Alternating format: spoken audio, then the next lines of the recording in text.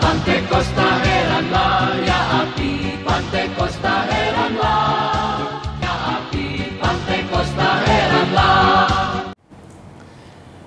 Haleluya. Shalom. Salam bahagia buat kita semua. Kita berjumpa lagi di TV Pantekosta dengan tema 7 Perang dengan Kemenangan Ajaib. Aneh tapi nyata. Nomor 1, pasukan kecil mengalahkan koalisi 4 bangsa. Peristiwa ini dimulai dengan peperangan 4 raja melawan 5 raja. 5 raja itu ialah Raja Sodom, Raja Gomora, Raja Atma, Raja Seboim, dan Raja Bela. Melawan raja-raja yang dipimpin oleh Kedorlaomer, Raja Elam, Tidial, Raja Goim, Amrafel, Raja Sinear, dan Ariok, Raja Elasar. 4 raja melawan 5 raja. Perang ini dimenangkan oleh tokoh penting yang bernama Kedorlaomer. Kedorlaomer menang dan dia menawan masyarakat, rakyat, termasuk diantaranya yang diam dan tinggal di Sodom dan Gomora. Yang ditangkap dan menjadi tawanan itu adalah Lut dan keluarganya. Dan kita tahu bersama bahwa Lut itu adalah keponakan dari Abraham. Datanglah seorang melaporkan kepada Abraham bahwa ponakannya ditangkap dan ditawan oleh Kedorlaomer. Yang terjadi kemudian adalah Abraham melakukan perlawanan. Ayat 14 dari Kejadian pasal 14. Ketika Abraham mendengar bahwa anak saudaranya tertawan, maka dikerahkannya lah orang-orangnya yang terlatih, yakni mereka yang lahir di rumahnya. 318 orang banyaknya, lalu mengejar musuh sampai ke Dan. Kita tengok di sini adalah pasukan kecil di bawah pimpinan Abraham yang luar biasa mengejar pasukan Kedorlaomer yang memiliki prestasi besar, yang mengalahkan 5 raja yang kuat. Yang terjadi di sini adalah Abraham dengan pasukan kecil 318 orang yang merupakan orang-orang yang tinggal di rumahnya, orang-orang yang terlatih sebagai peternak, ternyata berhasil membawa kemenangan yang gilang gemilang. Dalam ayat 15, dan pada waktu malam berbagilah mereka, ia dan hamba-hambanya itu, untuk melawan musuh. Mereka mengalahkan dan mengejar mereka sampai ke Hobah di sebelah utara Damsyik. Luar biasa bukan? Dia melakukan pengejaran. Dia betul-betul seorang pendekar yang tangguh. Bahkan sampai ke Damsyik. Dia mengejar mereka dan mengalahkan mereka. Dan dia berhasil membawa pulang keponakannya beserta barang-barang rampasan yang sangat besar jumlahnya. Saudara-saudara yang dikasihi Tuhan, ini sebenarnya hal yang mustahil. Pasukan kecil, pasukan minimal, mengalahkan pasukan besar yang sangat maksimal. Siapa yang memungkinkan hal ini terjadi? Mengapa hal ini terjadi? Aneh tapi nyata. Tetapi kita tahu bersama, di sana ada terdapat peran Tuhan. Tuhanlah yang memberikan kemenangan kepada sahabatnya, orang kesayangannya, manusia pilihannya, Abraham. Tuhanlah penentu kemenangan. Aneh tapi nyata. Tongkat terangkat mengalahkan bangsa Amalek. Kita tahu bersama Musa memimpin orang-orang Israel melewati padang belantara, mendaki gunung, dan menuruni Cadas. Dan mereka dihadang di sebuah lokasi, yaitu di daerah Rafidim, Amalek. Daerah kekuasaan orang-orang Amalek. Dalam Keluaran 17 ayat 11, dan terjadilah apabila Musa mengangkat tangannya, lebih kuatlah Israel, tetapi apabila ia menurunkan tangannya, lebih kuatlah Amalek. Kisah ini adalah bagaimana ada sebuah hal yang sangat unik sekali, sangat aneh, ketika perang itu terjadi. Orang Israel di bawah pimpinan Panglima Yosua. Sedangkan orang-orang Amalek yang besar jumlahnya itu melawan, menghadang, dan ingin menghancurkan orang-orang Israel yang ada dalam perjalanan. Musa mendaki ke atas sebuah bukit, dan ketika dia mengangkat tangannya dan dengan tongkat di tangannya itu, maka kuatlah orang Israel. Tetapi apabila dia menurunkan tangannya, maka kalahlah orang Israel. Jadi kalah dan menang ini ditentukan oleh kekuatan tangan dari Musa. Apabila dia mengangkat tangannya, maka orang Israel menjadi kuat dan menuju kepada kemenangan. Apabila dia menurunkan tangannya karena capek, maka kalahlah orang Israel. Ini sangat aneh, tetapi nyata. Di sisi kiri kanan ada Kain dan Hur menopang Nabi Musa, sehingga ia tidak bergerak dan terus tangannya terangkat naik ke atas. Maka terjadilah kemenangan yang besar atas orang-orang Israel. Kuncinya di sini apa? Apa strategi di sini? Tuhanlah yang berperan. Maka terjadi kemenangan bagi orang-orang Israel. Keluaran 17 ayat 13. Demikianlah Yosua mengalahkan Amalek dan rakyatnya dengan mata pedang. Aneh tapi nyata. Kota dihancurkan oleh bunyi sangkakala dan sorakan. Ini tentang kota Yeriko bertembok yang kuat dengan tentara yang kuat, pertahanan yang hebat.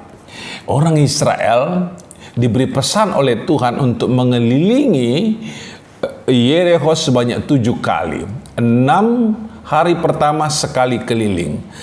Hari kedua sekali keliling. Sampai hari yang ke-6 sekali mereka berkeliling dengan trompet, dengan sangkakala, dan dipimpin oleh imam-imam. Pada hari yang ke-7 mereka mesti mengelilingi sebanyak 7 kali dan diakhiri dengan sebuah pekikan yang keras dengan bunyi sangkakala yang kuat. Sungguh ajaib. Yang terjadi adalah tembok itu pecah, tembok itu hancur, dan tembok itu runtuh. Ini adalah getaran Tuhan. Tuhan menciptakan suatu tenaga besar di situ, dan Tuhanlah yang menghancurkan tembok itu rata dengan tanah. Hingga hari ini banyak sekali peneliti datang ke Yeriko untuk melakukan riset, penggalian.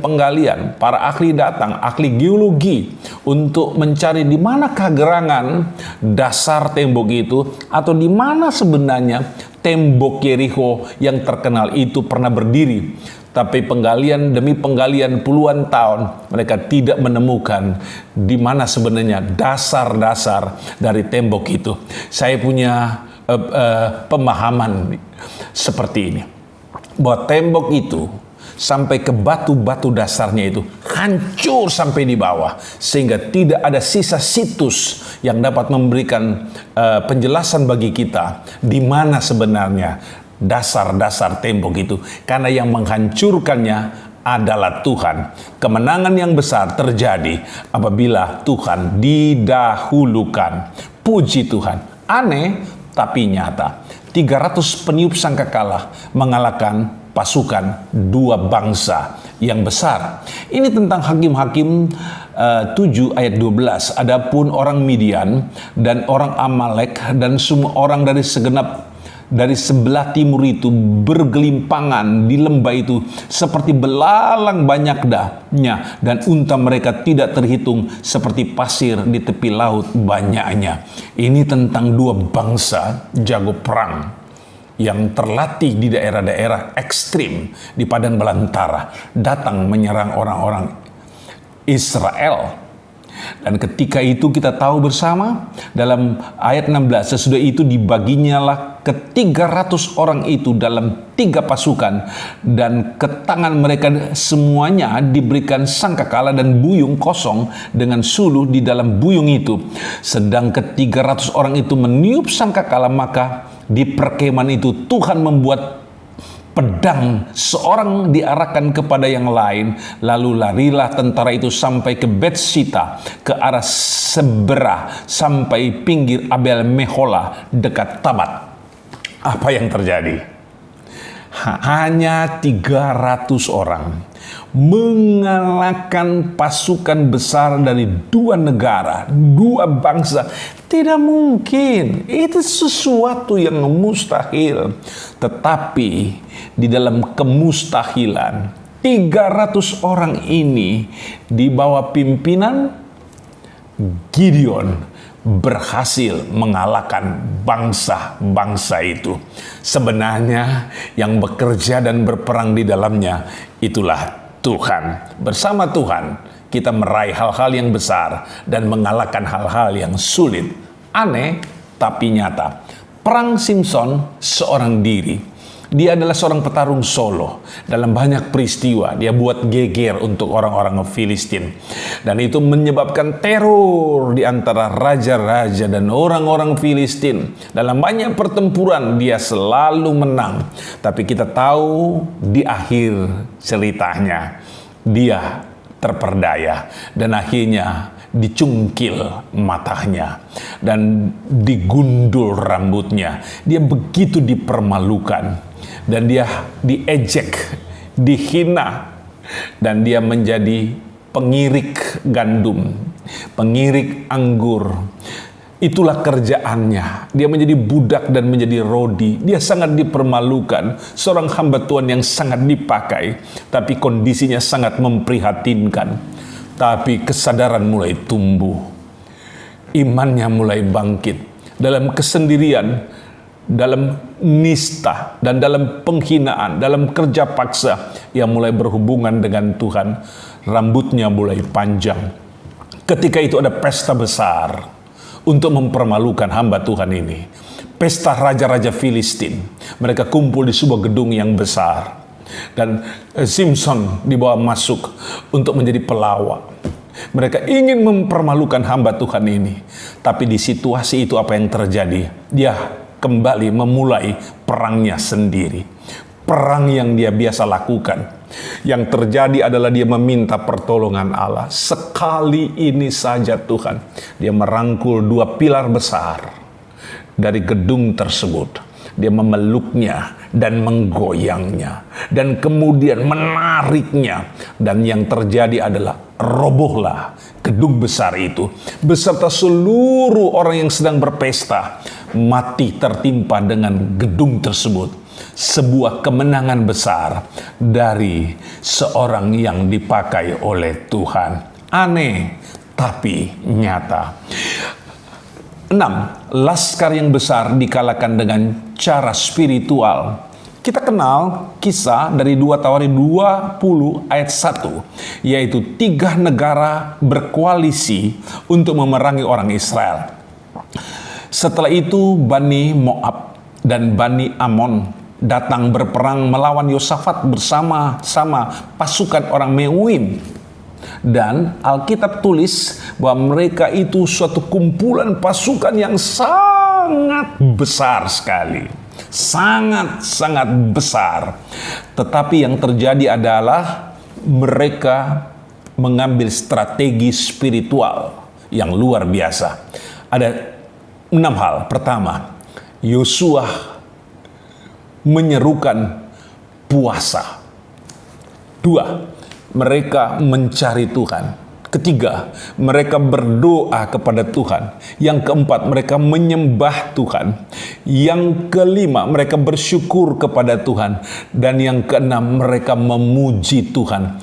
Ini 6 strategi spiritual yang dijalankan oleh orang Israel dari anak-anak sampai wanita-wanita dan orang-orang tua dan sampai para petempur dan laskar raja. Semua melakukan hal ini. Dan yang terjadi adalah cara ini memberikan kemenangan yang besar bagi orang-orang Israel. Bahkan yang diceritakan dalam Alkitab, mereka saling bunuh, musuh saling bunuh dan saling menghancurkan, dan jenazah mereka berhantaran di daerah perkemahan musuh.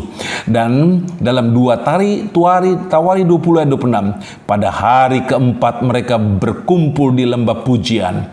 Di sanalah mereka memuji Tuhan, dan itulah sebabnya orang menamakan tempat itu lembah pujian hingga sekarang. Dimulai dengan pujian, diakhiri dengan pujian.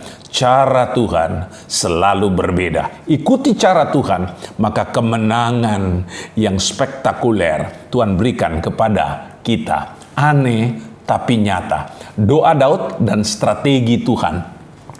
Musuh bebuyutan daripada orang Israel adalah orang Filistin, sampai kepada masa dari Raja Daud. Satu ketika orang-orang Filistin datang memencar di lembah Refaim dan kemudian menyerang orang-orang Israel. Kita lihat cara Daud. Dalam 2 Samuel 5 ayat 19, bertanyalah Daud kepada Tuhan, apakah aku harus maju melawan orang Filistin itu? Akan kau serahkankah mereka dalam tanganku? Tuhan menjawab, majulah, sebab aku pasti akan menyerahkan orang Filistin itu ke dalam tanganmu. Haleluya. Betul, dia menang karena dia bertanyakan Tuhan. Cara untuk menang dengan gaya dan style Daud adalah bertanyakan Tuhan. Tetapi kemudian yang terjadi adalah orang Filistin kembali melakukan serangan. Dalam 2 Samuel 5 ayat 22, ketika orang Filistin maju sekali lagi dan memencar di lembah Refaim, maka bertanyalah Daud kepada Tuhan, dan ia menjawab, janganlah maju, tapi buatlah gerakan melingkar sampai ke belakang mereka, sehingga engkau dapat menyerang mereka dari jurusan pohon-pohon kertau. Kita tengok di sini bahwa kalau Daud itu ceroboh, karena dia telah menang pada serangan pertama, dia akan ambil cara yang pertama. Tapi ketika orang Filistin datang menyerang, dia tidak langsung menyerang, tapi dia kembali bertanyakan Tuhan. Dan Tuhan menyiapkan strategi untuknya.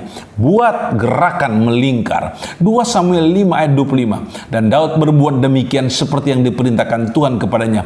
Maka ia memukul kala orang Filistin mulai dari Geba sampai dekat Geser. Haleluya. Dalam ayat 24, dan bila engkau mendengar bunyi derap langka di puncak pohon-pohon kertau itu, maka haruslah engkau bertindak cepat, sebab pada waktu itu Tuhan telah keluar berperang di depanmu untuk memukul kala tentara orang Filistin. Jadi ternyata kunci kemenangan dari Raja Daud adalah Tuhan yang berperang untuk dia.